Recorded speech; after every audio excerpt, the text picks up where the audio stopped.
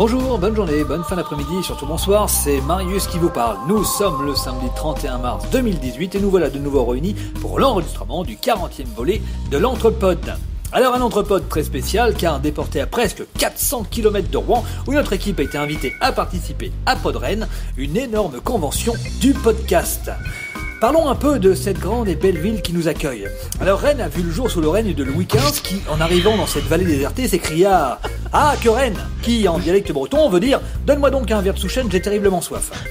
D'où la célèbre rue de la soif qui devrait ravir les papilles d'une de nos chroniqueuses, mais attention, ne nous arrêtons pas simplement à cette rue, car du moment que le degré d'alcool dépasse 4,5 sur l'échelle de la bouteille, elle est contente, j'ai nommé Starlet. Salut. Ah, une ville pleine d'histoire, triste à mourir, toujours sous la flotte, avec un plafond très bas, très humide, un univers pour lire du Pellator ou un truc bien glauque dans le genre, pour accompagner ça, une musique bien déprimante, mais je lui fais confiance, il va forcément vous ramener de la ville sans clocher ce qu'il faut pour vous finir, j'ai nommé Christophe. Bonjour.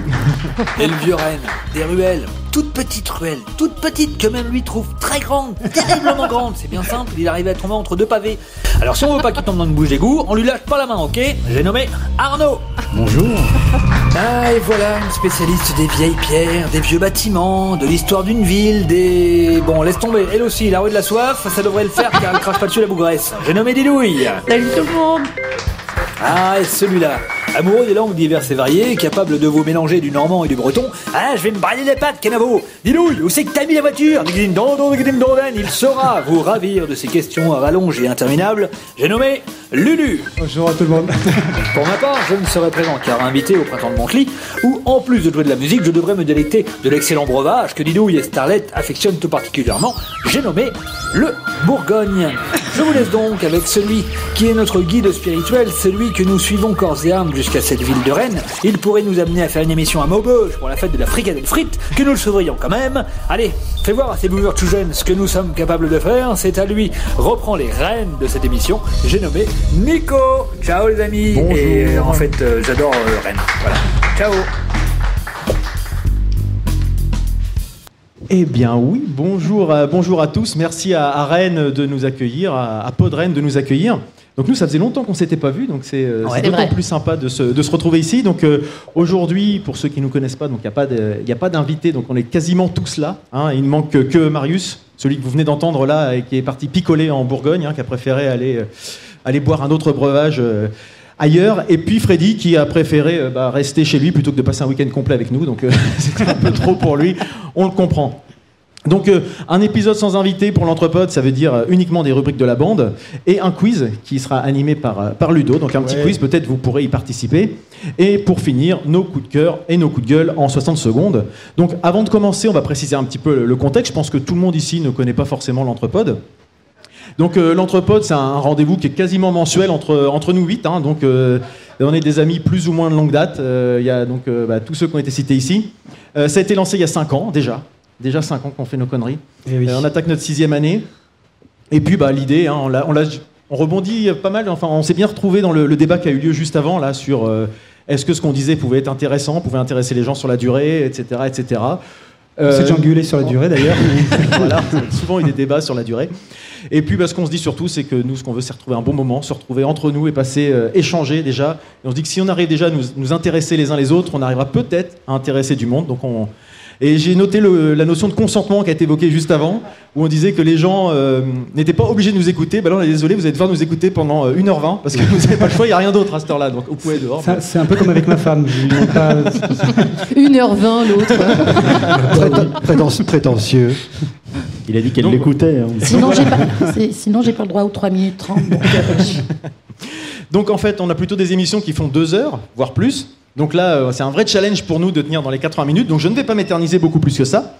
Et je vais déjà demander à quelqu'un de Rennes de venir, de Podren d'ici. Alors, péremptoire, si tu peux venir ici. On m'a cité ton nom, donc pour venir un petit peu expliquer à nos auditeurs, parce que tout le monde n'a pas la chance de venir à Podren. Donc, nous expliquer un petit peu Podren, qu'est-ce que c'est et pourquoi nous avons invité, etc. Bonjour Podren, heureux. Alors Podren, c'est quoi? C'est un petit événement sur le podcast à Rennes, bien sûr. C'est à 8 allées Léon Bert, mais on s'en fout. Oui, donc cette année, gros événement, hein, parce qu'on a eu un petit succès, on n'est pas mécontents. On a un petit peu doublé la jauge. Voilà, on était parti de 45 personnes, on a 80 personnes maintenant. Bravo. Donc toute la logistique, oh là là, quel bordel, vous dire. Ne faites pas ça. Alors, qu'est-ce que je voulais que je vous dise depuis quand date Podren d'où vient l'idée qui sont les personnes derrière Podren? Ça y est, c'est l'anecdote. En fait, il y a 5-6 ans, j'étais à Rennes et je me demandais quels étaient les podcasteurs qui étaient à Rennes. J'avais lancé un doodle. Framasoft, c'est trop tôt. Un doodle pour savoir qui était à Rennes et au bout d'une heure, 30 personnes étaient inscrites. Et là, j'ai commencé à avoir peur. Parce que j'ai rien préparé, comme à chaque Podren. Comme nous. Et voilà, et donc des gens sont venus de toute la France pour boire des coups le temps d'une soirée. On s'est dit qu'il y avait quelque chose à faire, et avec Bad Geek, on s'est associés. Et maintenant, chaque année, aux alentours, les dates sont pas toujours pareilles, on loue une salle et une sono, et puis venez enregistrer, venez vous rencontrer. C'est un peu notre motto, la rencontre. Bah, écoute, très bien. Bah, merci beaucoup, en tout cas, de nous avoir invités, de nous faire partager un petit peu plaisir. Votre expérience. Puis le gîte et le couvert aussi, on a mangé et tout ça. Oui, voilà. Repas chaud, c'est toujours une bonne chose pour nous. Surtout pour toi. Oui, c'est dommage, il n'y avait pas de viande, mais sinon c'était bien quand même. Et le repas était froid aussi. Oui, mais bon. Bon, commencez pas à faire vos lourds, on viendra plus après. Donc, en tout cas, merci beaucoup. Et puis donc l'année prochaine, si je comprends bien, peut-être un Zénith ou quelque chose comme ça, c'est ça, non? Alors le Zénith, ou un truc comme ça.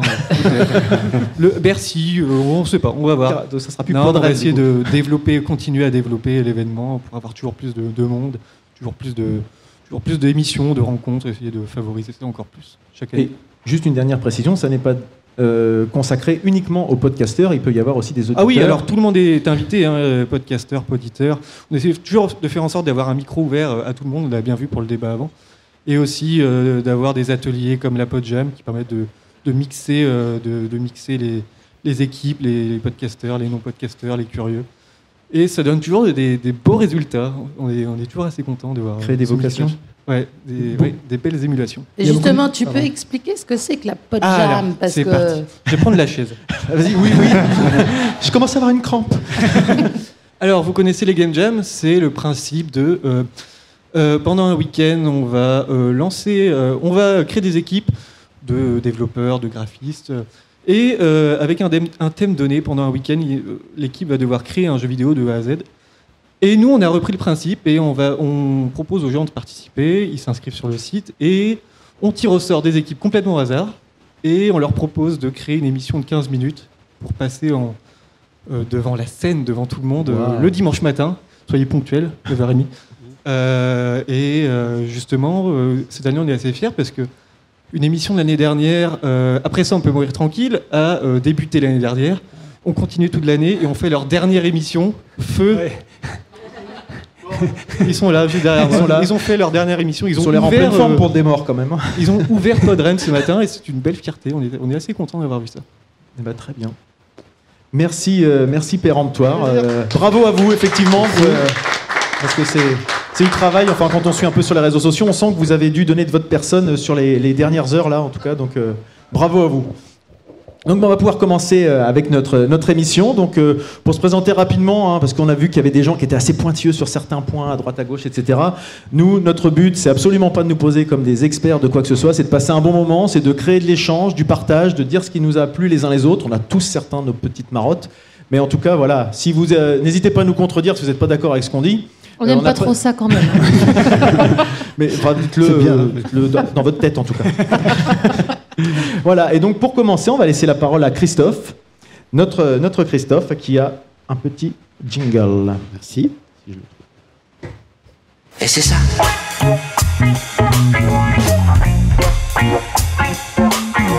Je vais te raconter un exemple je trouve que c'est intéressant.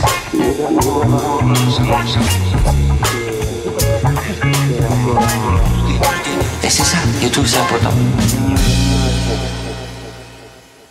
Et donc Christophe, de quoi tu nous parles? Un bouquin comme d'habitude?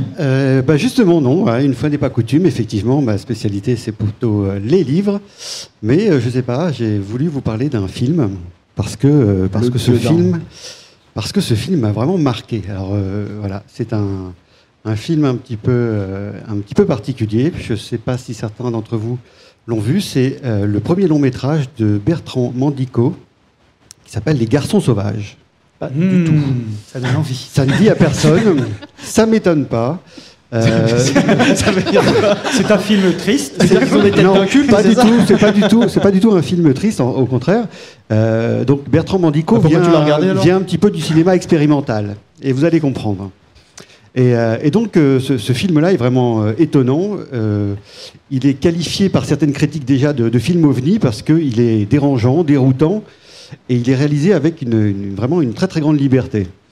Et donc, dans cette atmosphère un petit peu onirique et viscérale à la fois, on a un espèce d'imaginaire fantasmagorique où la poésie sulfureuse se rencontre. Et c'est vraiment un film improbable, inclassable, qui déborde d'audace, sans avoir peur du ridicule, par moments, ou en tout cas en l'assumant vraiment pleinement. Juste pour vous donner envie, je vais vous faire un petit pitch, mais évidemment, c'est toujours très délicat de parler... Avec des pépites de chocolat ? C'est ça. C'est toujours très difficile de parler d'un film sans déflorer le sujet. Sans déflorer le sujet, mais tout en donnant envie d'aller le voir. Donc le pitch. Donc cinq jeunes adolescents de bonne famille violent et assassinent leur professeur de lettres. Jusque-là, tu vois. Je comprends pourquoi ça t'a donné envie de le regarder. On vous avait prévenu, hein, on vous avait dit tout ça. Là, on retrouve Christophe. On retrouve vraiment Christophe. Ça nous manquait. J'ai eu peur. Je croyais que t'allais être sérieux là. Attendez, j'ai même pas encore. C'est très poétique. Violent et assassinent leur professeur de lettres dans le cadre d'un atelier théâtre. Normal. Qui dérape un peu. Ah, c'est avec Isabelle Adjani. Pas du tout. Non. Ça, c'est la journée de la jupe, ça. Donc évidemment, un procès malgré tout s'ensuit, mais ils parviennent à être innocentés, ces cinq jeunes garçons, parce que le mensonge, pas de témoins, et puis finalement ils arrivent à faire retomber toute la responsabilité sur la prof, un peu d'info. C'est de sa faute, en gros. Ouais. En gros, c'est de sa faute. Mais quand même, les parents, ils se posent des questions et décident quand même d'essayer de remettre leur garçon dans le droit chemin. Et donc, pour ce faire, ils font confiance à un espèce de mystérieux capitaine hollandais qui organise, avec son bateau, des périples en mer, dits on va dire, entre guillemets, des croisières de redressement. Assez bizarre. Au cours du voyage, en bateau, le capitaine commence déjà à se montrer très très dur avec eux. Et les jeunes garçons sont vraiment traités comme des moins que rien, comme des chiens attachés par le cou avec des laisses, etc. C'est quand même louche ton truc. Enfin, oui, c'est très louche, mais attends, c'est que le début là. C'est que le début là. C'est Pascal le grand frère chez les sadomaso. Et ils finissent par débarquer sur une île. Et l'île se nomme l'île des plaisirs, où pousse une végétation luxuriante complètement atypique, où l'on trouve des fruits aux formes très très évocatrices, des plantes qui semblent étrangement sexuées. Et le capitaine, évidemment, incite ces jeunes garçons à consommer toutes ces merveilles de la nature. Et lui, il s'éclipse. Pendant ce temps-là, un des garçons, quand même, se pose des questions et décide de suivre le capitaine qui va retrouver un certain docteur Séverin dans la montagne. En fait, c'est une femme. Oh, c'est bizarre. qui l'amène à des garçons en échange de bijoux. Voilà. Je ne vais pas en raconter plus. Tu peux pas t'arrêter là. Ah si. On est dans une espèce de roman organique, un espèce de Jules Verne mêlé de divagations et d'autres fantasmes. L'île du docteur Moreau, un peu, ton histoire. C'est plutôt un balance ton port. Les garçons sauvages, en fait, finissent par composer un sensuel et provoquant, une provocante métamorphose, on va dire, sans trop dévoiler quoi que ce soit, voire même complètement hallucinant. Et le point très intéressant du réalisateur, en fait, c'est qu'il a fait le pari audacieux, en fait, de faire jouer le rôle de ces garçons, ces petits cons à tête à claque, par des actrices. Et le résultat est vraiment bluffant, parce que vraiment, ça fonctionne. Et ça vient créer le trouble. Parce que jusque-là, il n'y avait pas. Hein. Non, jusque-là, il y avait pas. Tout était normal. Et en fait, ce qui est vraiment... pourquoi ça vient créer le trouble? Parce que la question du genre... c'est la question du genre qui est posée dans ce film par le biais d'une dimension très provocante, on va dire plutôt. C'est-à-dire que le genre est déconstruit puis réinventé. Alors donc voilà, ce film a le don de brouiller les pistes et de s'amuser avec les genres du cinéma, en fait, il se moque un peu de tout le monde, du cinéma d'aventure, du cinéma fantastique, mais en même temps, l'auteur arrive à nous faire entrer dans une espèce d'émotion, et émotion de l'émerveillement, dans le burlesque, dans la métaphore, et ce qui peut, par moments, lui conférer un côté drôle et loufoque. Tu l'as sorti d'où Il date de quand Il vient de sortir, alors il est que dans les cinémas d'arrêt d'essai. Il est sorti, moi je l'ai vu il y a 15 jours, donc c'est pas si vieux que ça. D'accord. Donc forcément, dans les salles d'arrêt d'essai, parce qu'évidemment, dans les multiplex, vous ne le trouverez pas. C'est dommage. Certain. C'est dommage. C'est une certitude absolue. Mais je pense que ce film va devenir culte, en fait, dans 20 ans. Tu m'as intrigué, moi j'ai envie d'aller Et donc, le voir. c'est là l'avantage du podcast, peut-être, c'est que dans 20 ans, quand vous réécouterez ma rubrique, Tu diras, putain, qu'est-ce qu'il nous a vous direz, comme merde, ah ouais. peut-être. Non, en fait, ce film vraiment fonctionne comme un voyage initiatique, tant pour les personnages du film que pour le spectateur. Et c'est ça, moi, qui m'a marqué, parce que c'est une espèce de fable complètement décalée, dans laquelle il faut vraiment accepter d'entrer sans trop se poser de questions. Parce que le film est tellement radical, à tout point de vue, qu'il peut vraiment braquer, voire totalement rebuter, quoi. Et si on ne se laisse pas porter complètement par le récit qui est complètement barré, mais aussi la mise en scène qui est pas moins, eh ben on risque ou de s'ennuyer, ou de rire beaucoup. C'est selon. Ouais. Et il dure combien de temps, ce film ? Il dure à peu près 2 heures. D'accord. Ouais. Enfin, petit conseil, si vous avez l'occasion de voir ce film, restez au-delà du générique, parce qu'il y a une dernière image qu'on appelle... Générique de fin, oui. L'image post-générique, voilà, comme on dit. Et donc, et qui apporte en fait une dimension supplémentaire au film. Et moi, ça me fait marrer, il y a des gens qui sont sortis pendant le générique à la fin du film. Et finalement, bingo, le générique se termine. Et là, il y a une dernière information qui scotche tout le monde. Qu'il ne faut pas louper. Donc voilà, c'est vraiment un film très très conceptuel, en tout cas avec de très belles images. Mais pour conclure, moi ce que je voulais dire, c'est que en fait, la finalité de ce film, finalement, moi ce que je trouve, porte indirectement un propos revendicatif et qui est plutôt d'actualité. C'est la violence faite aux femmes. Donc voilà, c'est mon interprétation. Maintenant, je vous laisserai juge contredire si vous avez l'occasion de le voir. En tout cas, c'est un film d'une originalité folle et à tout point de vue, d'où ce terme, je pense, d'ovni que j'ai pu lire de part et d'autre, parce que c'est vraiment un film qui vient de nulle part, en fait, qui est vraiment d'une autre planète, quoi. Même sur la mise en scène, parce que j'ai vu juste la bande-annonce, mais c'est des images. Des images psychées. Alors il y a des images psychédéliques, il alterne la couleur et le noir et blanc, mais sans forcément de lien avec le récit. C'est-à-dire qu'on est dans la même scène, puis subitement cette scène passe du noir et blanc à la couleur ou l'inverse, et on voit pas le lien. Moi je ne l'ai pas trouvé, j'ai lu beaucoup de critiques, et en fait, même les critiques dites spécialistes dans le cinéma ne font pas forcément le parallèle entre pourquoi ces passages au noir et blanc et dans le cadre du récit, etc. C'est-à-dire que le type, il s'est laissé une liberté absolue, mais quand je dis absolue, c'est absolu. Et le résultat est vraiment grandiose, tant sur l'idée, parce que je ne peux pas forcément dévoiler... Attention Non, mais sur l'idée, sur les images, sur la mise en scène... c'est vraiment un film à aller voir, ou en tout cas à se procurer. Je ne sais pas s'il sortira un jour en DVD, mais toujours est-il que peut-être que dans 20 ans vous penserez à moi. C'est beau ça, pour la postérité. Merci Christophe. Voilà. Donc Les Garçons Sauvages. Les Garçons Sauvages de Bertrand Mandico. Donc quelqu'un l'a vu dans la salle ici Oui. Alors un Normand en plus. Vas-y. Un avis Vas-y, viens. Oui, au contraire, j'aimerais bien avoir des avis, moi. Podcast normand en force. Ouais, voilà. Geek et légende. C'était pas préparé, ça. Non, mais j'ai pas vu le film, mais cependant, dans Mauvais Genre, avec François Angelier, je sais pas si ça vous parle. Oui. Ils en ont parlé il y a 4 semaines et Bertrand Mandico était invité. Et les journalistes qui étaient autour de la table en parlaient exactement les mêmes termes que toi. La fascination qui était autour du film, et ils parlaient aussi de cet après-générique. Et ça m'a vraiment donné envie, d'autant plus Donc là, je vais vous laisser, je vais aller au Cinoche. Hein.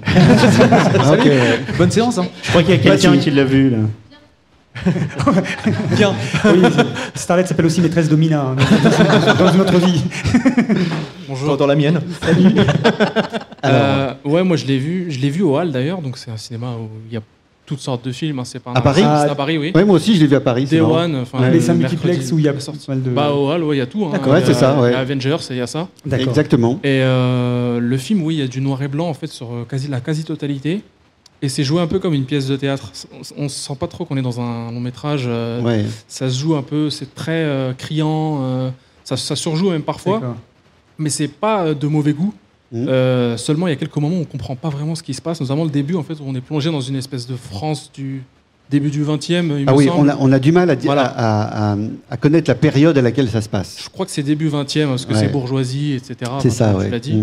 C'est le côté Jules Vernesque, non? Oui, alors ça, par contre, peut-être, ouais. Ça, par contre, je vois pas ce que tu voulais dire. 2 ans de vacances, peut-être, parce qu'en fait, comme Jules Verne a écrit des bouquins. Bah moi, c'est le côté Jules Verne, c'est l'île en fait, l'île mystérieuse en fait, qui fait que ça m'a fait penser à Jules Verne. En fait. Moi, j'ai lié ça plutôt au propos principal du film, l'exotisme en fait dans le mode de pensée par rapport à l'époque, où c'est vraiment un décentrement du regard à une époque où justement c'était très très fixé. Ouais. Et vu que c'est début des années, je crois que c'est à l'avant-guerre en fait, l'avant-première guerre mondiale, il me semble. Donc on est très dans c'est très chacun à sa place quoi.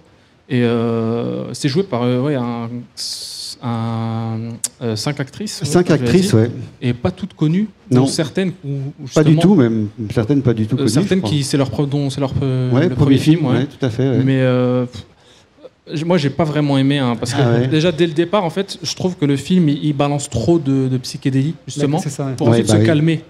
Et là, je me suis dit, mais en fait, il m'a tout balancé au début pour un peu me planter le décor. Et maintenant, je suis plus aussi subjugué par ce qui se passe, quoi, parce que je voyais les gens au fil du film, les gens s'en allaient. Moi, personne n'a quitté la salle. Je crois que c'est un film qui laisse pas indifférent. De toute façon, je crois que tu dois être. C'est ça. Ce film, c'est tout ou rien. C'est où on adore, où on déteste, parce que je pense qu'il n'y a pas de. C'est difficile d'avoir un entre-deux, quoi. C'est un film très sensuel, très sexuel. Oui, tout à fait. Donc c'est soit on accroche, soit on n'est pas bien. Bon, moi, j'ai décidé de rester jusqu'à la toute fin. C'est vrai qu'à la toute fin, c'est intéressant. Bah oui. Parce qu'il y a un propos encore même philosophique. Non, je dis rien, mais ça ouvre des perspectives plus philosophiques que ce que le film laisse à penser. En fait. Exactement. Voilà. Je suis assez d'accord. Merci beaucoup. Donc tu nous rappelles le titre, Christophe, pour ceux qui nous rejoignent là. Les Garçons Sauvages de Bertrand Mandico. Merci beaucoup. Tu avais une musique à passer d'ailleurs. Mais... Ouais, c'est dommage, j'avais une musique qui était... On peut la passer rapidement. Mais non, ça durait à peu près... Vous pouvez recommencer les applaudissements, c'est peut-être la première fois, d'habitude il est tellement charrié, il est limite à pleurer. Merci. Merci pour lui. Prends ta dose, Christophe. Merci. Tu vois, ça s'est bien passé, Christophe. Ils sont très gentils, les gens ici, ils sont bienveillants et tout. Merci à tous. Non, mais je suis pas forcément à l'aise avec le cinéma. Tu t'es très bien débrouillé, en tout cas. En tout cas, moi, ça m'a donné envie de le voir, hein, parce que ça a l'air quand même bien barré, ton histoire, là. Sans transition aucune, ça va être à mon tour donc, de parler de ma petite rubrique Les fonds de tiroir. Et bienvenue parmi nous à nouveau. Alors touche à ton cul. Dago, dago, chabou, dadouti.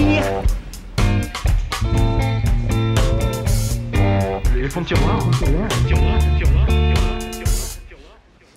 Donc ça faisait longtemps que j'avais pas parlé d'une série que j'avais pu regarder récemment. Alors je sais pas si parmi vous il y en a qui l'ont vu. C'est la série The Leftovers, qui est de Damon Lindelof. Alors c'est une série qui est pour moi un vrai coup de cœur, mais je voulais pas la mettre en coup de cœur en fin d'émission parce que j'ai un peu plus de choses que 60 secondes à dire dessus. Oh merde. Ouais, c'est vrai que ceux qui me connaissent savent que je peux vite m'éterniser sur des sujets. Donc The Leftovers, je vais baisser un petit peu le son.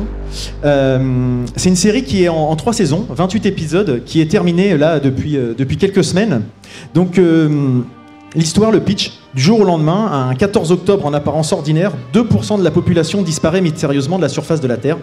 Les gens, tous âges, tous horizons, etc., disparaissent dans la nature sans aucune explication et laissent leurs proches dans l'angoisse. Donc on a vraiment un côté très fantastique dès le début. Et puis 3 ans plus tard, c'est là que commence la série, enfin que commence le vrai cœur de la série. La vie a repris son cours dans la bourgade de Mapleton, qui est la ville dans laquelle se déroule l'histoire. C'est du côté de New York. Mais en fait, plus rien n'est plus comme avant. Tout le monde a un petit peu changé son quotidien, etc. Et à l'approche de la commémoration, on sent qu'il y a une petite tension qui commence à s'installer entre les survivants et puis finalement une espèce de secte de gens habillés tout en blanc, qui fument à longueur de journée, etc. On comprend pas trop et on sent qu'il y a une espèce de tension qui se crée. Donc voilà comment commence cette série. Donc c'est une comment dirais-je, c'est une série qui est vraiment, comme je disais, assez orientée fantastique, hein, puisque dès le début, on ne sait pas d'où ça vient, mais 2% de la population, qui, pourquoi, comment, etc., ça on ne le sait pas vraiment. Et Damon Lindelof, pour ceux qui connaissent, c'est celui qui avait fait la série Lost. Donc là, on a encore une histoire de... Ah oui, ça y est, oh là là, ouais, je sais, bon... Donc je reviens, moi j'avais pas trop aimé Lost d'ailleurs. Justement, j'espère que c'est mieux ficelé que Lost. Tu me diras à la fin, voilà, si ce que je t'ai dit te donnera envie de le regarder ou pas. Non, c'était bien Lost. Oui, non, c'était pas bien, oui, j'aimais bien. Alors on fait un débat, tiens. Il y a un débat. C'est ça. Donc voilà, là c'est encore une histoire de disparu, hein, cette série The Leftovers. Mais là, on traite de ceux qui restent. Pas ceux qui ont été perdus, c'est ceux qui restent, qui finalement sont assez perdus dans leur vie en fait finalement. Donc c'est tiré d'un livre, le livre de Tom Perrotta qui s'appelle Les Disparus de Mapleton, qui sert de trame à toute la première saison. Et après, forcément, ça s'en éloigne. Donc comme je disais, sous les abords assez fantastiques, on a une série qui est plutôt très humaine, très mélancolique, qui parle beaucoup de tristesse, mais paradoxalement, je trouve, c'est une série qui nous fait nous sentir vivants. Quand on la regarde, on est content de la voir. Et c'est fait surtout de manière très, très poétique. Moi, je trouve qu'elle a fait du bien. Quand on finit les épisodes, on est content. Enfin, je sais pas comment le dire. On a un espèce de sentiment assez agréable. Où en étais-je ? Donc l'histoire, ça tourne autour de 2 personnages qui sont assez torturés et de leur entourage. Donc Kevin Garvey, qui est joué par Justin Theroux, je sais pas le prononcer, désolé, et Nora Durst, Carrie Coon, qui ont leur vie qui sont chamboulées suite à ce grand départ des 2%. Kevin, lui, il a perdu aucun proche, mais par contre, il est blindé de névrose, il n'y a rien qui va dans sa vie. Et il a quand même un petit peu eu des pertes, des dégâts collatéraux, on va dire. Par contre, Nora, elle a perdu toute sa famille, mais elle tente de faire bonne figure. Donc on a aussi des têtes connues dans cette série, dont Christopher Eccleston, qui était le 9e docteur de Doctor Who. Liv Tyler, qui jouait Arwen, notamment dans Le Seigneur des Anneaux, qui jouait aussi dans Armageddon. Mais aussi tout un tas de personnages qui sont tous campés par des acteurs vraiment tous excellents et super justes. Donc, mettre un petit peu de fond musical. Donc on a en fait des personnages qui tentent de survivre un peu à la pensable, à aller de l'avant, sans vraiment arriver à se reconstruire, sans vraiment faire le deuil, parce que les gens sont disparus, mais on ne sait pas ce qu'ils sont devenus, quoi. Donc est-ce qu'ils vont revenir un jour ? Est-ce qu'on les trahit pas finalement en reconstruisant notre vie, etc., etc. Donc ça traite de tout ça, mais aussi du deuil collectif d'une société qui a connu un gros drame. Puisque 2% de la population, je ne vais faire pas le calcul, mais bon, ça commence à faire un bon nombre. Et en fait, c'est vrai que ça fait un peu écho à à nos sociétés actuelles avec les attentats, avec des choses comme ça, où on sent que de temps en temps la société est soudée, puis a un petit peu du mal à aller tous dans le même sens, etc., parce que chacun répond à sa manière. Donc, elle met un peu le temps à poser le décor, cette série, enfin je trouve, mais par contre, il y a une ambiance, une atmosphère, une fois qu'on est rentré dedans, on est complètement happé. J'ai trouvé qu'elle avait un côté Six Feet Under, je sais que c'est une série qu'on avait assez abordée avec Ludo, dans le sens où elle traite les disparus, elle parle du deuil, mais en fait c'est pour mieux parler des vivants et de la société à travers des familles dysfonctionnelles et des personnages qui sont blindés de failles et de fêlures, quoi. Je trouve qu'aussi on a un petit côté post-apo qu'on peut retrouver, enfin vraiment de façon assez légère, mais notamment le personnage principal, Kevin Garvey, qui me fait penser en moins tête à claque à Rick dans The Walking Dead. C'est-à-dire que c'est quelqu'un qui se retrouve à la tête d'une communauté, qui se retrouve leader malgré lui, mais qui ne sait pas toujours si ses choix, qui sont avant tout pour lui, vont vraiment être bons pour l'ensemble de sa société, enfin de la société au sens global. Et puis voilà, on a un monde qui doit se reconstruire après un gros drame, après des codes qui ont été complètement explosés. Donc c'est pour ça que je trouve que c'est un petit côté post-apo. C'est assez marqué dans la saison 2, clairement, où là il y a vraiment un lien qui se fait, je trouve, avec The Walking Dead ou des choses comme ça, où tout se passe dans une ville grillagée qui est gardée, avec des gens qui sont des nantis à l'intérieur, des gens à l'extérieur qui veulent rentrer à tout prix pour un petit peu se retrouver protégés. Enfin voilà, on retrouve un petit peu ce rapport de force et guerre de territoire Alors Damon Lindelof, moi j'avais pas trop aimé Lost, mais c'est vrai qu'il y avait la religion qui était pas mal ancrée dans son propos. Ça se retrouve encore Lost, ici. Hein. Ça se retrouve encore ici. Mais ça me dérange pas en fait. C'est-à-dire que c'est pas asséné à gros coups de dogme ou quoi que ce soit. Loin de là, je trouve que c'est fait de façon assez douce. Je trouve que ça met en exergue justement le fait que les gens, dans une période de crise, etc., cherchent à trouver un sens à leur vie, à être guidés par une certaine spiritualité. De temps en temps, ça entraîne des mauvaises actions, de l'aveuglement, et puis, mais en même temps, ça leur permet de trouver des réponses là où ils n'en trouvent pas ailleurs, quoi. Voilà, donc c'est vrai que c'est pas mal trouvé, d'où aussi les sectes qu'on voit un petit peu à droite à gauche et les gens qui voient des signes par-ci par-là, quoi. Alors pour revenir à la série clairement, donc je vous l'ai dit, c'est 3 saisons, 28 épisodes, je trouve que ça se tient de bout en bout. Chaque saison a été écrite comme un chapitre, vraiment, donc avec un début et une fin, elle pourrait presque se regarder de façon indépendante en fait, enfin, de mon point de vue j'ai trouvé. Et ça fait un espèce de... Tout est cyclique dans cette série. On a vraiment l'impression que c'est des arcs narratifs, que la boucle est bouclée plusieurs fois dans la série. On a vraiment l'impression qu'il retombe à chaque fois sur ses pattes, quoi. Enfin, j'ai trouvé ça vraiment très très très bien géré. Et puis sans dévoiler quoi que ce soit, ni spoiler, parce que je sais que j'ai des collègues qui sont très sensibles à ça. À la fin de l'histoire, en fait, voilà, ils meurent tous. Chaque personnage, en fait, il a connu son propre parcours. Ses désillusions, ses espoirs, etc. Non, mais t'inquiète pas, je raconte pas. Excusez-nous, on vous quitte un instant. Et en fait, chacun répond aux questions qui sont posées au début à sa manière. Et je pense que le spectateur a un peu le même rapport à ça. Un peu comme dans le quiz de Freddy, en fait. Voilà. Chacun, en fait, il interprète selon sa sensibilité, si on est plus axé sur la spiritualité, si on est plus axé sur le fantastique, si on est plus axé sur la poésie, etc. Chacun peut trouver ce qui lui plaît dans la série. Enfin, c'est comme ça que je l'ai interprété. La fin laisse la possibilité à chacun de se l'interpréter. Voilà. Donc, pour être franc, c'est une série qui m'a vraiment ému. Ça m'arrive pas forcément très souvent. Non, c'est vrai. Et non, mais c'est vrai. J'ai vraiment été emporté. Le fantastique qui est très très présent ne posera pas de problème aux plus cartésiens d'entre nous, je pense, parce que on en fait vite abstraction en fait, parce que ça tourne vraiment autour des personnages. La série, l'histoire et les personnages sont super bien écrits. Et les incohérences, parce qu'il y en a forcément, elle n'est pas parfaite, il y a forcément des défauts, quand même, des incohérences. Mais on les cherche même pas en fait. On se laisse guider, on se laisse porter par le flot de l'histoire. Et vraiment, le gros point fort de The Leftovers, je vais essayer de vous mettre quelques illustrations. Voilà. C'est la bande son qui est vraiment extraordinaire. C'est Mac Richter qui l'a écrite, et ça donne vraiment beaucoup d'émotions. Ça apporte du poids aux messages qui sont délivrés. Et les morceaux de piano sont vraiment extraordinaires, sans justement faire du larmoyant ou à vous dire là c'est le moment où vous devez pleurer, donc vous allez pleurer, là c'est le moment où vous devez être content, etc. Ça incite pas à la déconne quand même, hein, non plus, hein, les morceaux là. Non, mais la série est pas, j'ai dit, hein, c'est mélancolique, c'est triste, etc. C'est pas si triste. Je trouve que c'est traité d'une façon qui nous laisse découvrir ce qui se passe, mais c'est pas. Je suis hypersensible, j'ai pas beaucoup pleuré en fait. Ça m'a embarqué dans une histoire, mais ça m'a pas rendu triste. Ouais, mais c'est cette approche. Vraiment, on est pris dans le flow, quoi. Donc moi il suffit, c'est vrai qu'en le préparant j'ai réécouté quelques notes de musique. La série on l'a fini depuis quelques semaines, mais rien que de réécouter les notes, un peu la chair de poule, on revoit des flashs, des images, des trucs comme ça, des ambiances, et vraiment la réalisation, la mise en scène et tout, c'est vraiment... Et pourtant, Ludo, on a souvent l'occasion d'en parler, moi les Madeleines de Proust et les machins comme ça, j'ai rarement ce genre de côté un peu pas nostalgique, mais à me replonger dans le passé. Mais là vraiment c'est d'enfer. Le générique de la première saison est magnifique. Après je suis un peu déçu sur les deux autres saisons derrière, j'ai pas bien compris ce qu'ils avaient fait là-dessus. Mais en tout cas, si vous ne l'avez pas vu, je vous invite à vous y plonger. Moi, j'aimerais bien pouvoir repartir et puis me dire, voilà, je connais rien, je suis vierge de tout et puis je rattaque le truc. Mais c'est vrai que c'est assez frustrant parce que c'est une série qu'on avait envie de regarder. À chaque fois qu'on a fait un épisode, on a envie de regarder la suite, mais en même temps, on était frustrés en disant, mince, ça en fait un de moins à regarder. Enfin, tu vois ce que je veux dire, cette espèce de course. On savait qu'à chaque épisode, on s'approchait de la fin, en fait. Voilà. En tout cas, est-ce que c'est un chef-d'œuvre? Je sais pas. Moi, c'est vraiment une série qui me manque maintenant qu'elle est terminée. Donc je vous invite, je ne sais pas si parmi vous ici il y en a qui ont eu l'occasion de la regarder, de la voir, de la connaître, d'en entendre parler, tout simplement en fait. Je ne sais pas si tu veux venir me contredire ou n'hésite pas. C'est de la merde. En fait, t'as rien compris, t'es qu'un con. Non, c'est un chef-d'œuvre.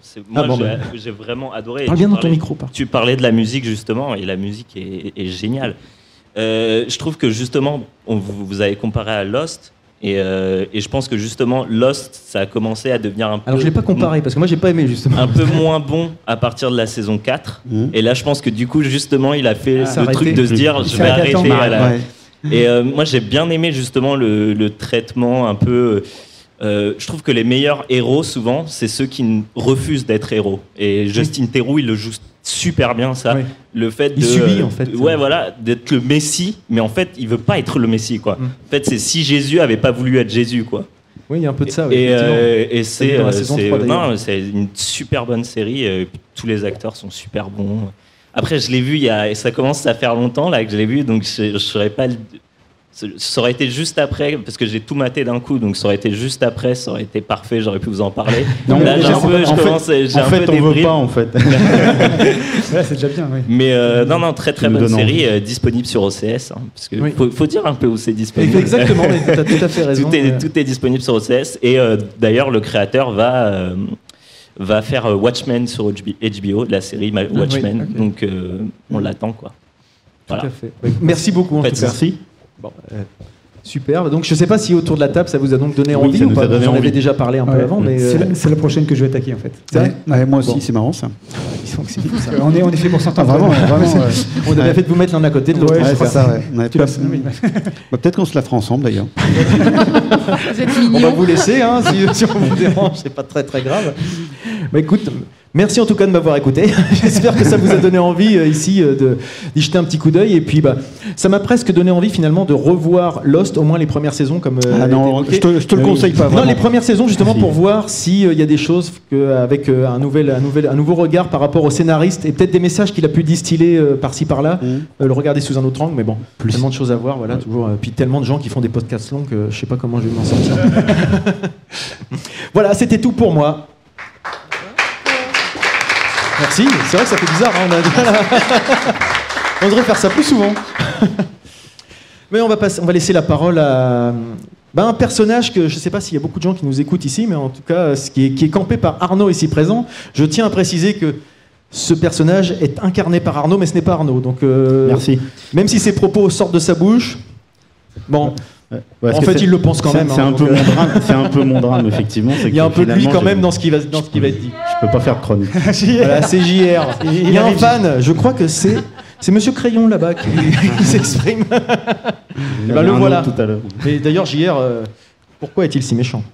Mais pourquoi est-il si méchant?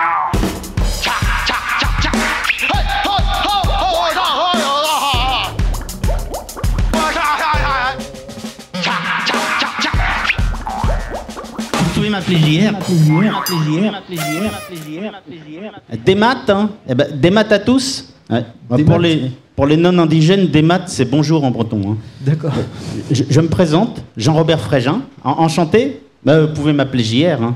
Alors, on sort tout juste d'un débat, ma foi, fort intéressant. Hein. Est-il encore possible de passionner les gens pendant toute la durée d'un podcast à l'heure des réseaux sociaux et de la brièveté des contenus? Pendant toute la durée d'un podcast, ça peut faire débat, effectivement. Hein. En revanche, pendant toute la durée d'un entrepode, clairement, c'est non. Non, à l'heure des réseaux sociaux et de la brièveté des contenus, ou pas. Hein. L'entrepode est intrinsèquement ennuyeux. Il a été conçu comme ça à l'issue de nombreuses années de recherche. Hein. On a ici présent 6 personnes dont les témoignages convergent de manière certaine et troublante. Pour preuve, ils ont tellement de mal à passionner quiconque qu'ils sont venus spécialement à Rennes pour se donner l'opportunité de quadrupler leur nombre d'auditeurs en prenant en otage une salle entière. Enfin, une salle entière, c'est pas un zénith non plus. Hein. Bon, c'est pas loin Rennes. Hein. Enfin, c'est à peine à quoi? Bon, à un entrepôt de Rouen en voiture. Hein. Moi, je m'étais caché dans le coffre. Hein. Ouais. Alors, au départ, ils étaient au complet. Et ils ont débarqué, l'un d'entre eux, Monsieur Freddy, près de Caen, au moment où il a voulu mettre sa compile de chanteurs déprimants, hein, le best-of des 10 ans de son association musicale rouennaise Europe & Co, dont les concerts sont assidûment et quasi exclusivement fréquentés par des insomniaques. Ouais, les médecins leur recommandent en effet vivement la fréquentation de ces concerts pour les aider à retrouver le sommeil. Notre Marius, quant à lui, que vous avez entendu enregistrer en début d'émission, il était avec nous jusqu'à l'entrée de la salle où il a été refoulé. Un règlement intérieur de l'événement oblige. Hein, je cite. Article 2, les organisateurs se réservent le droit d'interdire l'accès à quiconque aurait une attitude jugée non conforme à la bonne tenue de l'événement. Alors, sans qu'il soit nullement question ici de son attitude, hein, ni plus ni moins correcte que d'habitude, c'est la non-conformité générale de Marius qui s'est ainsi vu sévèrement sanctionnée par les organisateurs. Hein. Bon, on a aussi eu chaud du fait de l'article 4. Hein. Il est interdit de boire ou de ramener de l'alcool. Alors, sur la base de cet article, ils ont failli refouler Monsieur Nico. Oui, non pas parce qu'il avait bu, mais parce qu'il transportait sur lui une importante quantité d'alcool. Bah oui, Mme Starlet, hein, visiblement encore imbibée d'une soirée copieusement arrosée la veille, s'était endormie dans la voiture. Et Monsieur Nico l'a porté dans ses bras jusqu'à la salle, tel un prince charmant craignant de réveiller sa princesse de peur d'être frappé. Mais qu'est-ce que je dis ? Article 11, on vous demandera de bien vouloir éviter d'être bruyant. Bande de salauds. Hein. Stigmatiser ainsi quelqu'un aussi ouvertement quelqu'un, c'est autant directement demander à Mme Didouille de cesser d'exister. Ouais, je vous parle pas de Monsieur Arnaud, hein, avec qui on a failli refuser l'entrée du fait de sa petite taille et de l'article 1, je cite, l'entrée aux mineurs non accompagnés est interdite par principe. Ah, déjà qu'il n'avait pas envie de venir, hein. Et quand il s'est retrouvé ici, rue Léon Lebert, hein, assiette de taboulé à la main, attendant fébrilement une tranche de mortadelle qui ne viendra jamais, il a eu l'impression de se retrouver dans Camille Redouble, hein, le film de Noémie Lovski, comme projeté dans la queue du restaurant universitaire qu'il fréquentait 25 ans plus tôt, entouré des mêmes étudiants boutonneux en sciences et en lettres qu'à l'époque. Ouais. Rue Léon Lebert. Bon, on croit Wikipédia, un journaliste né en 1874 dans le Finistère, décédé à Rennes en 1946. Ah, tu m'étonnes, hein, sûrement pendu un soir de déprime. Il a, je cite, collaboré au quotidien L'Ouest éclair. Voilà. Quand vous lisez ça, hein, immergé ici dans une ambiance glauque, avec des gars qu'on détrogne pas possible, et avec un nom de rue qui ne peut être qu'imaginaire, bah on finit par croire qu'on est dans un sketch de Groland et que Christophe Salengro va franchir la porte de la salle d'un instant à l'autre.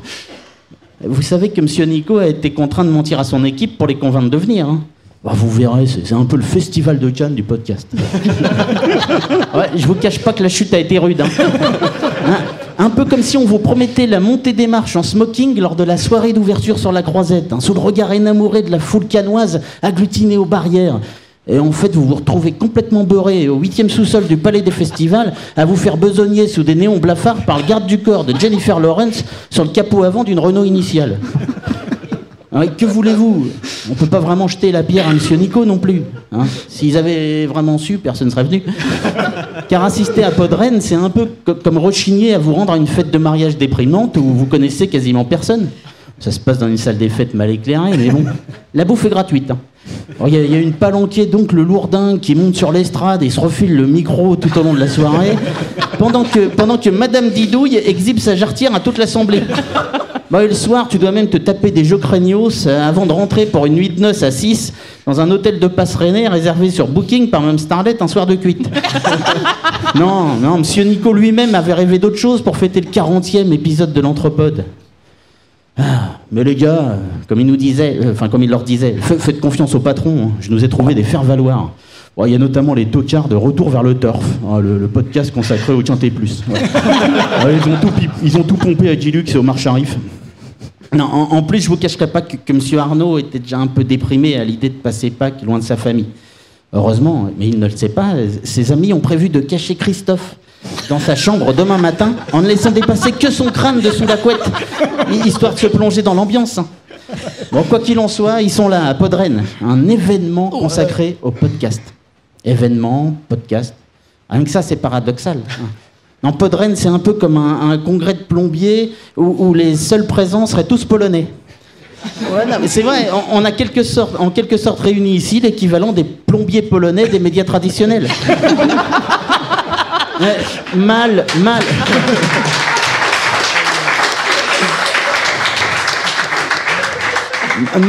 Mal ou pas payé, du travail de piètre qualité et une renommée à l'avenant. Non. Ici le sponsor c'est pas L'Oréal, hein, c'est Marc Repère. Hein, en parlant de shampoing, il y a dans cette pièce presque autant de femmes que de cheveux sur la tête de notre Christophe favori. Non, ce sont les filles de l'Anthropode qui sont contentes. Hein. Oh, normalement habituées à une indifférence polie, elles sont ici aussi convoitées que des poupées gonflables à Fleury-Mérogis. Non, moi on m'aurait demandé. J'aurais su tout de suite qu'il fallait pas venir. L'invité d'honneur est un excellent indicateur du degré de notoriété, mais surtout d'ennui prévisible d'un festival. Non, c'est très connu dans le milieu des organisateurs de rassemblements pénibles. Plus l'événement promet d'être pesant, plus il y a de probabilité que l'invité d'honneur soit comédien de doublage. C'est statistiquement prouvé.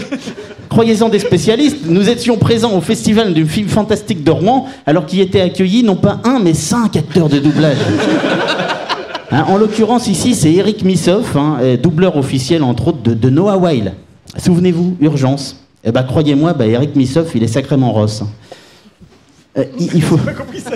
Ross, c'était Dr. Ross. Il faut savoir qu'il a un melon comme ça, Eric Missoff. Et quand il a vu qu'il n'avait pas dans sa loge le phare breton dénoyauté et la bouteille de chouchen de 20 ans d'âge qu'il avait exigé, son sang n'a fait qu'un tour. Il a quitté précipitamment les lieux.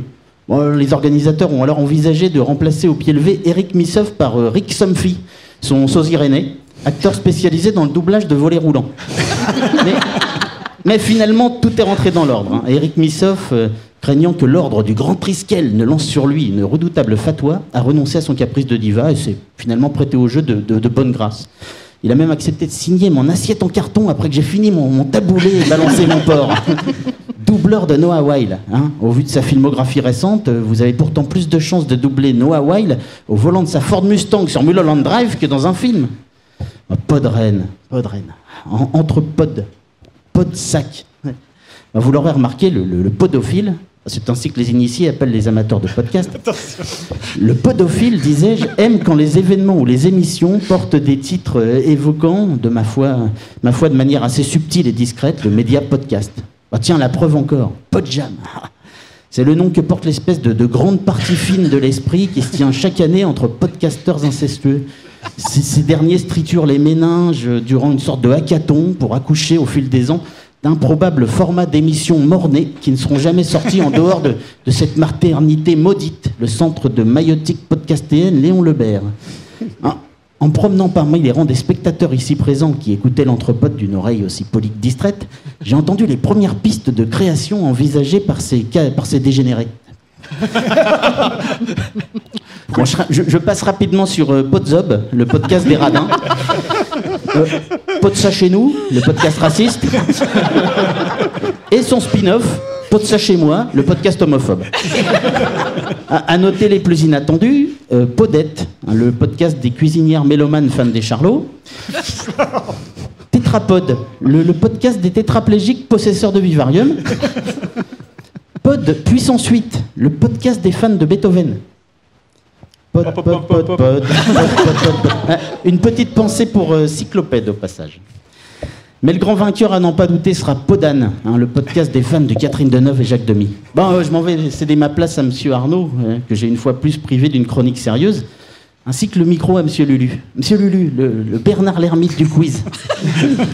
Il attend à chaque fois avec une impatience indécente les désistements de Monsieur Freddy, notre habituel Julien Lepers, pour pouvoir poser sans vergogne, et sans qu'on puisse lui reprocher de monopoliser l'antenne, toutes les questions qui lui brûlent les lèvres, plus sûrement encore qu'un prurite vaginal purulent ne brûle celle de Madame Didouille. Mais j'y pense. Peut-être certains parmi vous ont-ils franchi la porte de cette salle par curiosité sans même oser poser la question. Qu'est-ce qu'un podcast ? En substance, en enregistrement audio, comme tu dirais une émission, dont la particularité réside surtout dans le support de diffusion numérique permettant en toute liberté de ne pas l'écouter à tout moment et en tout lieu. Le podcast présente d'ailleurs le plus souvent la spécificité de n'être même pas écouté par ceux qui le produisent. Combien de fois nos chers chroniqueurs entendent-ils dans la bouche de proches et de moins proches oh, moi j'adore votre truc, là, l'entrepode, j'ai vu ça sur Facebook, c'est super sympa. À cet instant, le chroniqueur rougit. C'est vraiment agréable à entendre, c'est cool. C'est quoi ta chronique favorite ? C'est à ce moment-là que pointe le désarroi dans le regard du présupposé poditeur. Ouais, c'est vraiment sympa, mais j'ai jamais trop compris, là. Comment qu'on l'écoute, là, ton top 4 ? Eh oui, c'est ça le vrai secret d'un podcast réussi. Ceux qui l'adorent sont ceux qui ne l'écoutent pas. Du coup, quelque chose me dit que les gens vont adorer Podren. Mais tout de même, vivement Podcan. Allez, Kenavo les podophiles et sans rancune.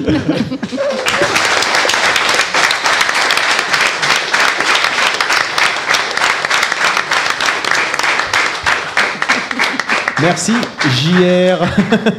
Tu m'as pas loupé, toi. Bah non, ça va. Oh bah ça va, il y a déjà eu pire. Bah, merci beaucoup. Bah, comme tu disais, on va laisser la parole à Ludo, puisqu'il va nous prendre... Je vais faire de l'intérim, moi. Tu vas faire de l'intérim, voilà. Donc, il va nous... va être officier du quiz. Et comment tu gères alors du coup? Tu fais participer les auditeurs? J'aimerais bien faire participer les auditeurs, ce serait quand même plus sympa, en fait, le public, voilà. Mais à la limite, il faudrait laisser un micro peut-être. Ben non, parce qu'en fait, ça va être une espèce de foire d'empoigne, quoi. C'est le but du jeu, donc. L'important c'est que ce soit bordélique, c'est ça, si j'ai bien compris. L'important c'est que ce soit bordélique et après on s'en fout un peu qui gagne ou qui gagne pas, quoi. Remontage, ok. Mais l'idée c'est que je puisse du coup, si j'arrive à choper. L'important c'est plus les questions. La personne qui dit la bonne réponse, c'est yes, c'est bon, et puis je donnerai la bonne réponse. Comme d'hab, on se fasse entre nous. Donc, en gros, on fait n'importe quoi. En gros, presque. Juste une petite précision, parce que quand même, faut rendre à César ce qui appartient à César. Cette rubrique est la rubrique de Monsieur Freddy, qui n'est pas là aujourd'hui. Oui, ça fait carrément ça. Monsieur Freddy, que nous regrettons tous ici, enfin au moins nous. Surtout toi qui va devoir parler. Moi je vais faire l'autopromo, parce qu'habituellement je fais la Madeleine de Prout, mais sur ce coup-là, on va pas faire tout le rubrique, on va pas monopoliser le temps, donc... Parce que ce que tu es en train de faire, là, vous avez envie d'aller manger quelque chose. J'enchaîne maintenant, ok, c'est parti. Alors je vais enlever le casque directement. Ouais, vas-y.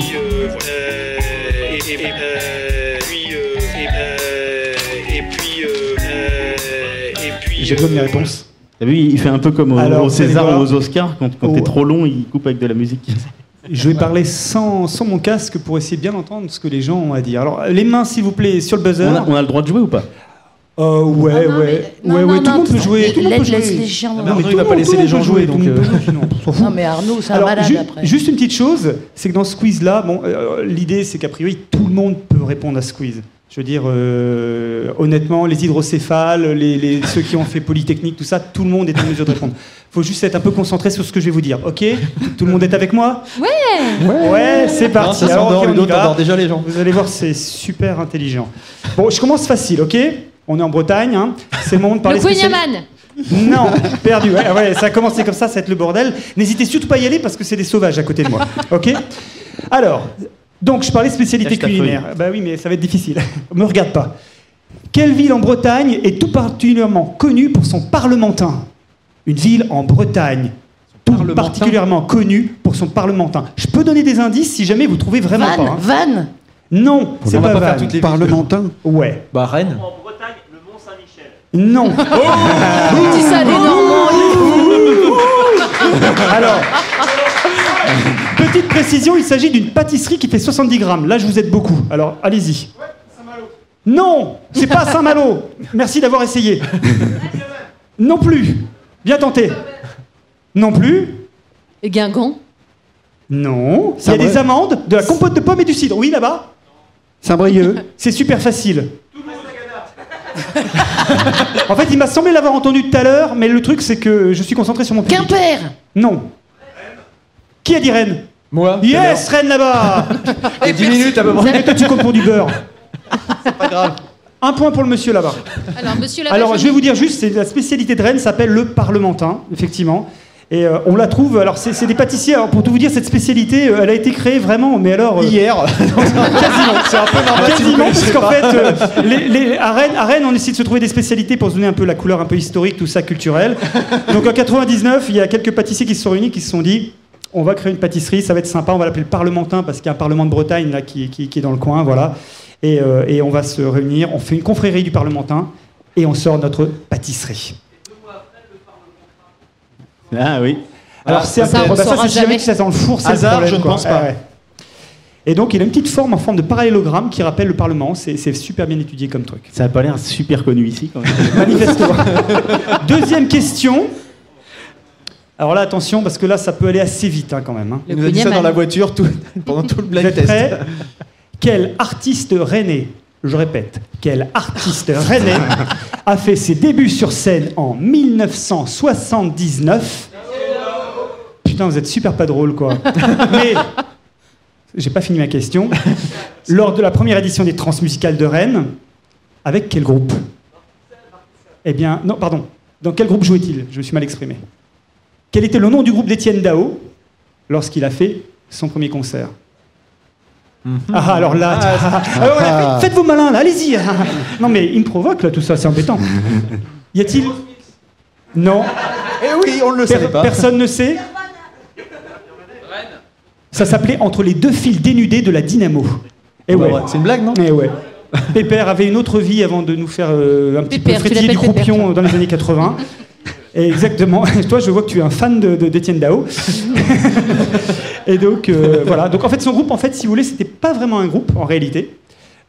C'était plutôt une espèce de prolongation de groupe de bistrot, en réalité. Et leur truc, c'est qu'ils faisaient plutôt dans l'improvisation. Et notamment, ils avaient un morceau disco qu'ils jouaient pas mal. Et en fait, ce morceau s'appelait Jboing. Et c'était à base de cris de mouette. Le croyez-vous ou non, mais c'est la réalité. C'est la vérité vraie. Eh ben, bravo. On apprend des choses. Hein. Eh ouais. Je sais pas si ça méritait d'être connu. Je suis désolé, mais tu sais, c'est tout le souci, quoi. Troisième, oui. Alors j'ai essayé, je l'ai pas trouvé. Alors. Oui, mais moi aussi, je voulais l'écouter. En plus, sinon, je l'aurais diffusé, ça aurait été génial. On a loupé Jboing à base de crédit. Génial. Week-end à Rennes. Troisième question. Alors, dans un film franco-italien célèbre, au moins pour les quarantenaires, hein, désolé pour les autres, fallait faire des études, c'est tout. Là, pour ce côté-là. Alors, un des deux personnages principaux de ce film franco-italien porte un prénom qui, quand on est un peu tordu comme moi, mélange à la fois les saveurs sucrées de la Bretagne et tout le charme de l'Italie. Pourriez-vous me donner le prénom et le titre Qui a dit Renato? Excellente réponse. Et la cage aux folles. Très très bonne réponse. Bravo. Très bien. Bravo. Renato. Exactement, ça a été Renato que la cage aux folles. Alors, pour la cage aux folles, donc c'était un très très gros succès. Il faut savoir quand même que ce film a remporté le Golden Globe du meilleur film étranger en 80. Et ouais, La cage aux folles. En Italie, La cage aux folles a reçu 3 nominations aux Oscars, le croyez-vous? Alors je vais vous dire, parce que là je les ai partenus, meilleur réalisateur, meilleur costume et meilleure adaptation. Et il n'en a remporté aucun, en fait. Même ça, c'est une autre histoire. Il y a eu des suites, il y a eu 3 films, et puis derrière, un remake avec Gene Hackman, notamment, dans les années 90. Bravo pour Renato. Et Robin Williams. Il y avait Robin Williams, tout à fait. Et Robin Williams, exactement. Je tourne ma petite papage, parce que j'en ai besoin. 4e question. Ça, attention, ça peut aller extrêmement vite sur cette question-là.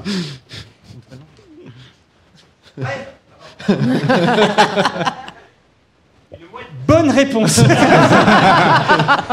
Quel animal a le museau tout rouge à force de traîner dehors en plein hiver? Le con. Renne. Oui, mais pas que Renne. Rudolph. Mais oui, bien sûr. Mais oui, Rudolph, le renne du Père Noël. Le renne au nez rouge. Rudolph, le renne.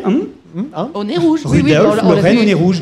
Rudolph, qui était le 9e reine du Père Noël, les enfants. Et oui, qui, grâce à son nez rouge, d'une luminosité incroyable, le guidait durant sa distribution de cadeaux pendant toute la veillée de Noël. Oui, les enfants. Oui, c'est comme ça que ça s'est passé.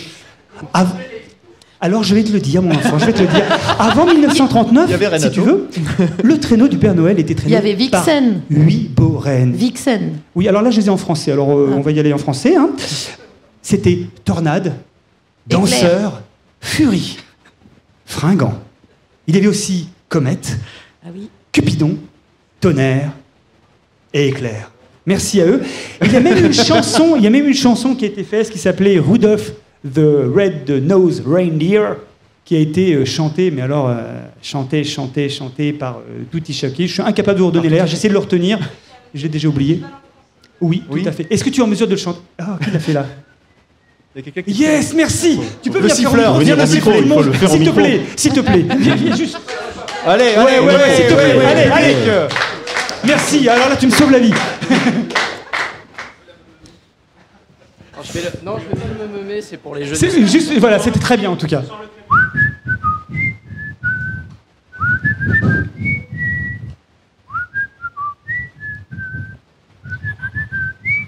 Super, merci beaucoup. Ouais, c'est ça. On s'y croirait. Alors, il y a eu Chris Isaac, Chuck... Micheline Dax n'aurait pas fait mieux. Mathilde, tu sais chanter? Mathilde, viens, tout de suite, allez. Mathilde, sors des toilettes. Allez, Mathilde. Ça, c'est bas, ça, JR. Voilà, non, c'est pas JR, là. La réminiscence qu'il y a. Donc, super morceau. Magnifique. 5e question. Super enchaînement. Marguerite. Marguerite. Ah, le film. Marguerite. Au fait, c'était quoi son taf à... Elle était reine. Reine Marguerite. La reine Margot. La reine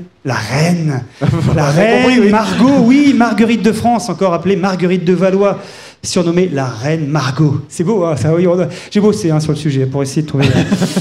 Princesse de la branche dite Valois-Angoulême, de la dynastie capétienne. Et là, je vais vous lire le texte parce que elle est née un jour, elle est morte un autre jour, ça c'est sûr. Le papier le dit. Hein. Fille du roi Henri II. Et c'est cette charmante femme qui a été mariée à Henri IV. Ça vous cause la poule au pot. La poule au pot, mais oui. Et alors son mariage qui devait célébrer la réconciliation des châteaux. Tu veux pas venir faire dans le micro? Tu veux venir rigoler? Attends, c'est pas fini. Eh bien en fait, c'est ce qui s'est passé. Cette conne, c'était le massacre de la Saint-Barthélemy, donc du coup le mariage forcément, c'était pas génial. Voilà. Et en 94, évidemment, Isabelle Adjani, Patrice Chéreau, la Reine Margot. Vous êtes au courant de l'histoire. On poursuit, ça vous va toujours? Sinon, Ludo, la question. Je pose mes questions, mais tu vois, regarde, ça donne à fond là. Il y en a une qui arrive. Et attention, celle-là, elle est marrante. T'as 20 questions, il y a une réponse. Elle est super marrante. Si la réponse est Rennes, ça va mal se passer. T'es prêt? Alors, question géographie pour les studios. Là. Vous êtes prêts? Quelle région du pays de Derrick a longtemps été éclatée dans son histoire entre de multiples entités politiques? Ah, il y en a qui va me le dire. La Rhénanie. Oui, très bonne question. Alors, il est chouette mon quiz, hein. La Rhénanie, mais oui, c'était pas une question pour les tafioles, celle-là, vous avez noté. La Rhénanie, qui est une région de l'ouest de l'Allemagne et qui doit son nom au Rhin qui la traverse. Alors, en fait, on a deux Länder, parce que je vais faire un peu mon sachant là. La Rhénanie du Nord, Westphalie, et la Rhénanie-Palatinat. J'étais sûr, tout le monde le sait, bien sûr, au courant. Voilà, à part ça, rien de bien intéressant. On va passer à la question suivante, parce que je pense qu'on commence un peu à se faire chier, là. Donc,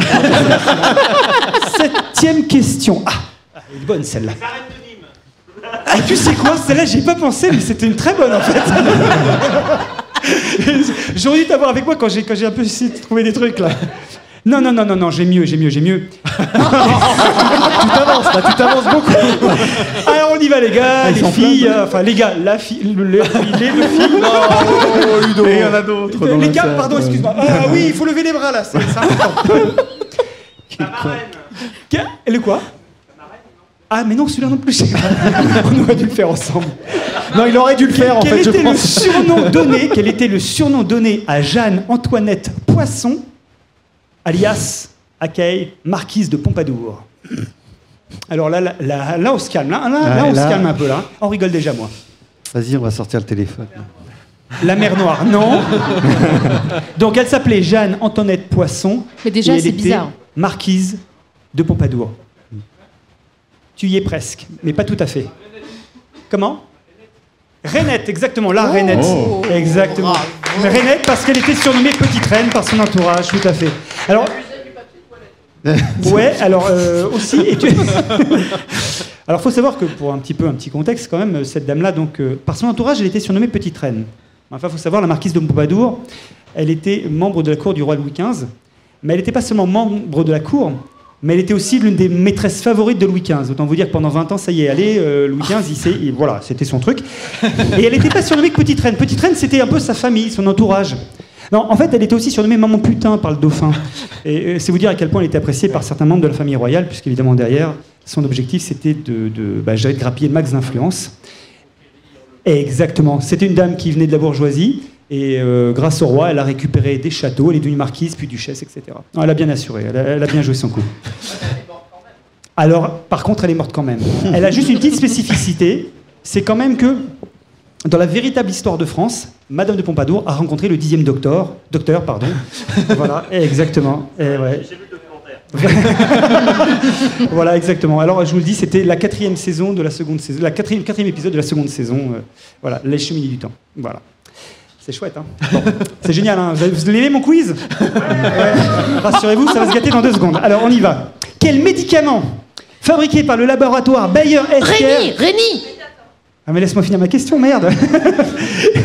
Quel médicament fabriqué par le laboratoire Bayer Healthcare est composé des principes actifs suivants: carbonate de calcium et carbonate de magnésium? Réni. Médicament indiqué pour les brûlures d'estomac.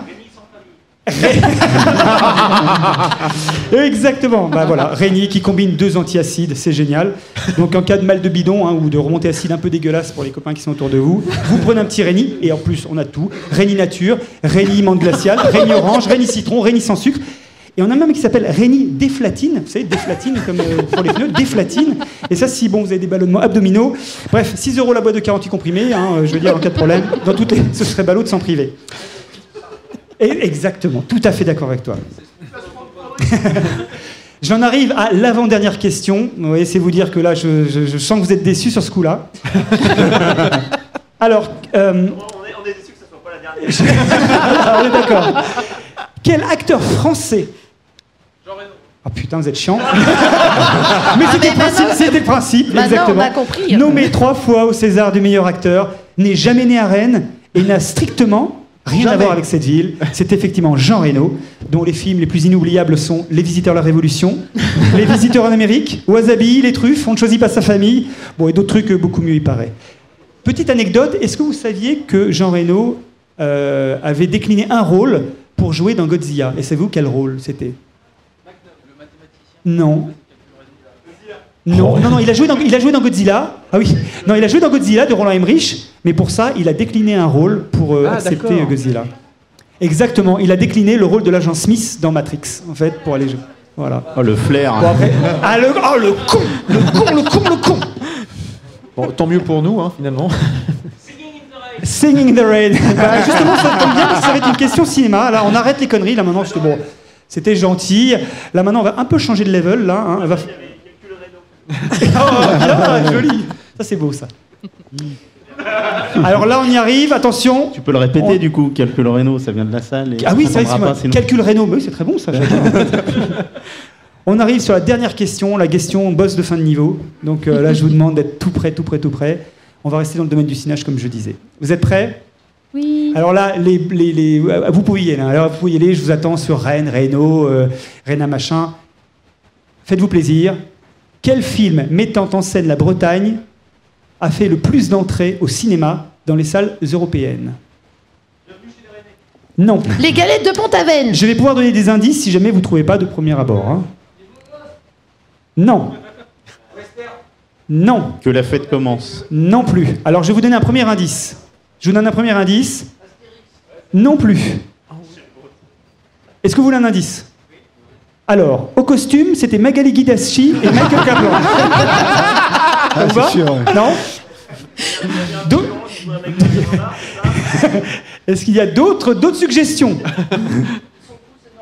Non plus. Vous avez le droit à des questions, à la limite. Je vous autorise aux questions, si vous voulez. Hein. Oh, t'es vraiment sympa. Non. Non.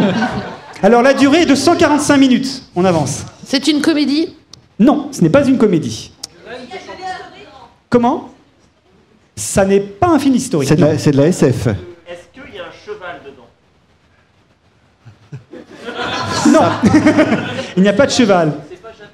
C'est pas Japlou. Le film est sorti en 1998. Je répète, en 1998. Qui est l'acteur principal?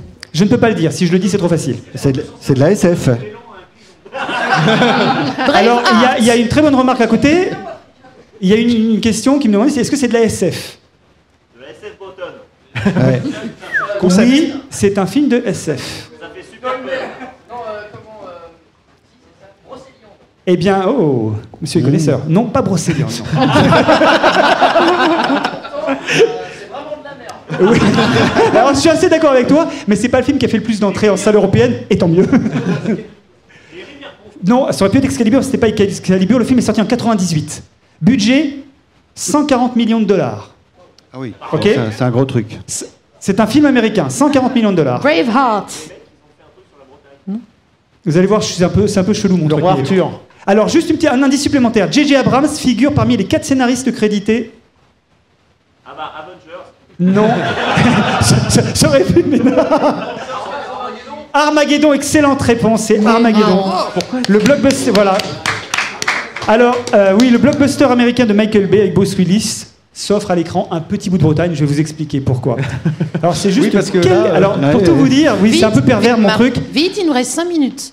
Eh ben, j'ai quasiment fini. Quelques secondes. Pour finir l'émission, Ludo. Mais la production, là, il veut la réponse. Mais la production a bien déplacé une petite équipe de tournage à Dinan pour filmer des scènes de panique au moment où les astéroïdes s'abattent sur la Terre entière. Le truc, c'est que c'est une des scènes marquantes du film où vous avez l'astéroïde qui déboule qui arrive, on suit l'astéroïde qui arrive sur Terre, on arrive sur Paris, la Tour Eiffel, poum, changement de plan, et là vous vous retrouvez à Dinan avec la place de l'Horloge, la petite rue, c'est la rue d'ailleurs qui s'appelle la place des Cordeliers et la Tour de l'Horloge. C'est génial, j'ai revu la scène, c'est fantastique quoi. Vous avez Paris, la Tour Eiffel et tout, et d'un seul coup on se retrouve dans une petite rue de Dinan comme ça dure quelques secondes. Merci, c'était la Bretagne. En vous remerciant.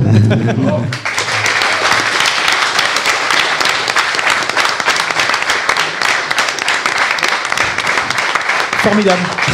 Formidable. Désolé, c'est toujours aussi pitoyable, mais bon, on fait comme on peut. Hein. C'est quand même autre chose que Freddy. Quoi. Freddy, quand tu nous écouteras, si tu nous écoutes. Il nous écoute pas. Il a bien raison. Mais on arrive rapidement à la fin de notre émission. Il ne nous reste plus que nos coups de cœur en 60 secondes, donc ça va être assez rapide. Voire même moins. Voire même moins. On va essayer de les faire rapidement, histoire de...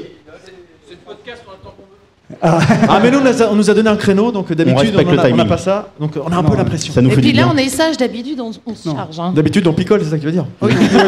Moi j'ai une formation d'expert comptable, hein. Une horreur c'est un horreur. Hein. Et puis toi t'es un site, alors donc tac pareil. Hein.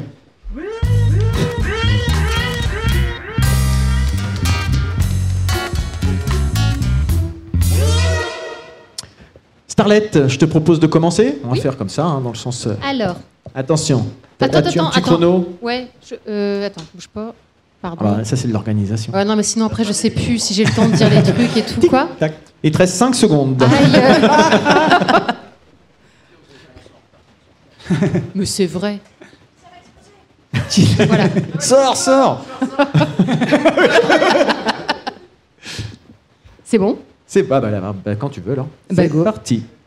Donc mon coup de cœur ce mois-ci va à 2 jeunes Allemands âgés respectivement de 9 et 11 ans qui s'appellent Daniel et Lara Krohn qui ont inventé un système de récupération de gouttes de pluie ayant le potentiel de réduire drastiquement l'impact environnemental du secteur automobile.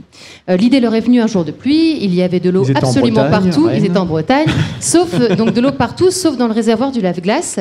C'est apparu telle une évidence, il fallait réutiliser l'eau de pluie. Les 2 enfants ont construit un prototype et l'ont présenté à l'occasion d'un concours de sciences régional.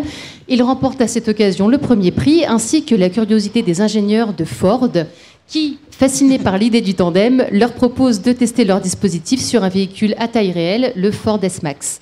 Donc, en plus d'économiser les 6 milliards de litres d'eau annuels consacrés au lavage de pare-brise par les conducteurs européens, l'invention des 2 jeunes Allemands pourra ainsi servir à l'entretien des capteurs et caméras du véhicule.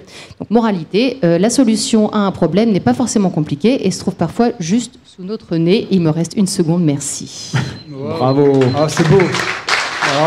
Très bon timing. Et effectivement.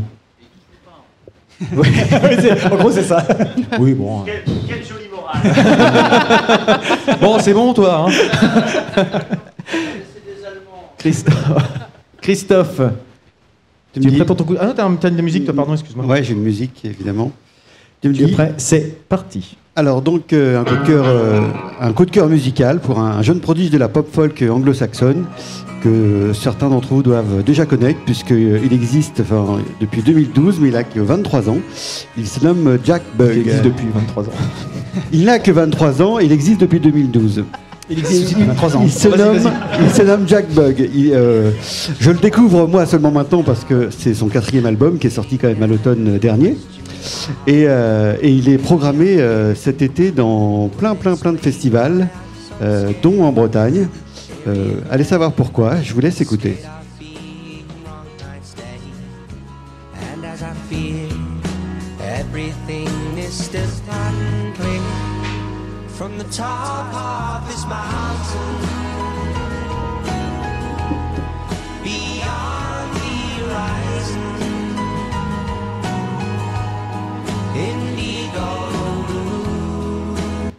Merci Christophe. Oui, je ne veux pas préciser, mais nous, c'est 1 minute, on coupe. Hein. C'est comme ça. Ouais. C'est un peu psychorigide, mais bon, c'est comme ça que ça marche. Sinon, c'est le bordel. Donc, on a le congrès des experts comptables qu'on doit animer, je crois, effectivement aussi. Laisse-moi Ludo, ça va être bien. À ton tour. Ouais. Tu es prêt? Vas-y, oui, on n'écoute que toi. Oui, en fait, moi, ça va être plusieurs petites choses que j'ai vraiment aimées ces derniers temps. Dark, pour ceux, je ne sais pas s'il y en a qui ont vu cette série, une série allemande qui passe Ouais, encore des Allemands. Qui passe sur Netflix. Moi, que j'ai trouvé fantastique. En fait, une série formidable. Alors, c'est difficile d'en parler sans trop spoiler le principe, si ce n'est que la série démarre sur une disparition d'enfants.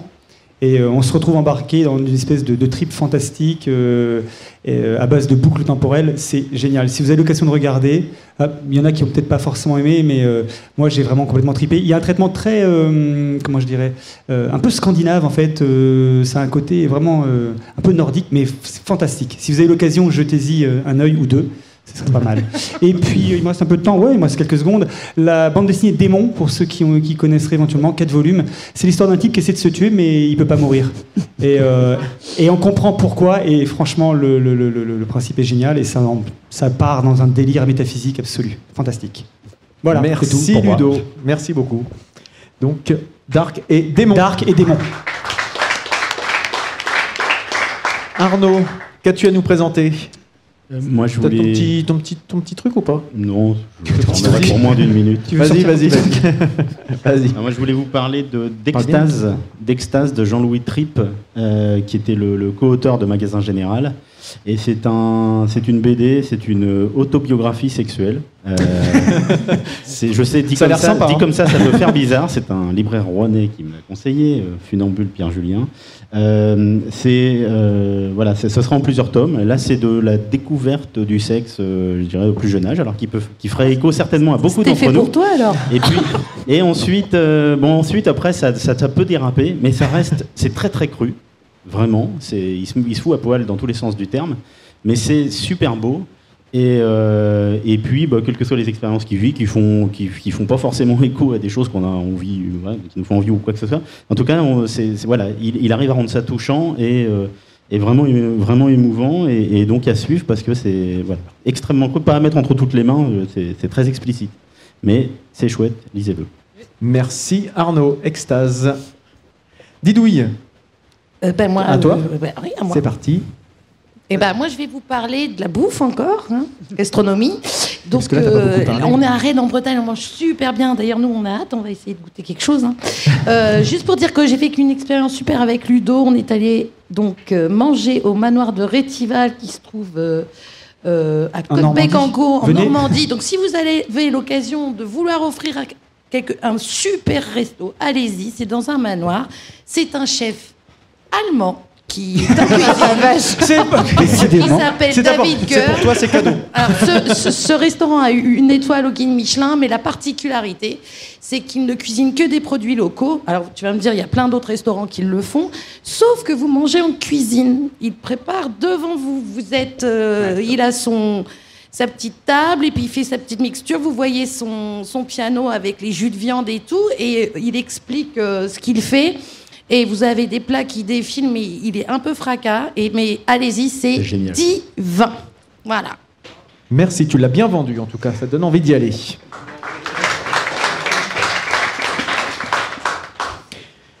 Et moi, je vais terminer. Alors, ça faisait longtemps que j'avais pas parlé de podcast, bien sûr. Donc, ici, Podren, c'était bien le bon endroit. Donc, je vais vous parler du podcast de nos amis de Pixel. Donc, on en a déjà parlé à notre micro.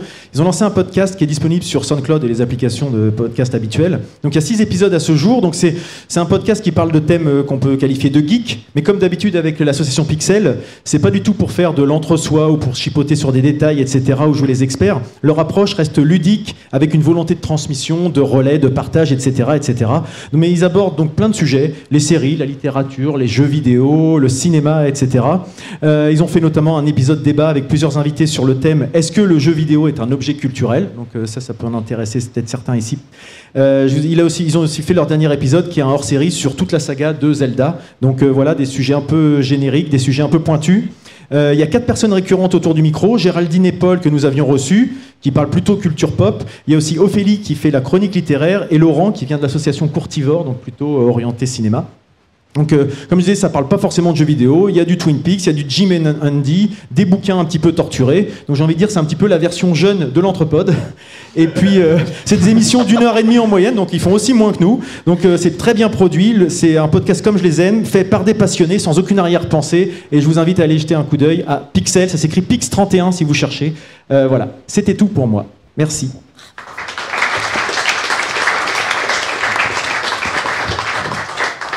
Donc on arrive à la fin de cet enregistrement. On va remercier encore Podren de nous avoir invités. Merci à vous tous d'être venus aussi, d'être restés. C'est quand même sympa d'avoir participé pour certains. C'est vraiment cool. Nous on a passé un bon moment. Enfin je parle pour moi en tout cas, mais c'est très bon moment, aussi. Très bon c'est assez spécial. Hein. Je ne cache pas que c'est un peu intimidant quand même d'avoir tous ces gens qui sont.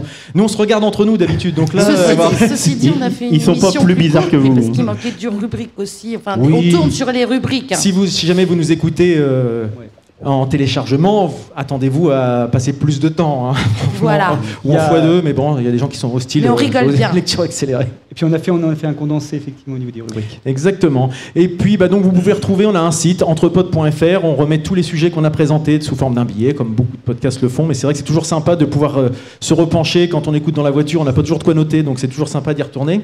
Et depuis hier, on a mis en place un petit plugin qui laisse des messages répondeurs. Donc vous pouvez nous laisser un message de 90 secondes si vous voulez participer ou juste vous n'avez pas envie d'écrire, laisser un mail ou quoi que ce soit. C'est simple, sur le site, vous pouvez faire ça. Voilà. SOS Détresse Amitié. C'est un peu ça. Et puis on se retrouve, nous on ne sait pas trop quand. Hein le mois prochain l'année prochaine à Podren peut-être. Mais non, c'est pas encore. En général, c'est tous les mois. Mais enfin on se retrouve avec certains parmi vous là bientôt puisqu'on participe à PodJam, donc ça va être quelque chose qui a l'air assez sympa. Et le mot de la fin, qu'est-ce que c'est en général, qu'est-ce qu'on dit aux gens? Allez, bisous. Salut.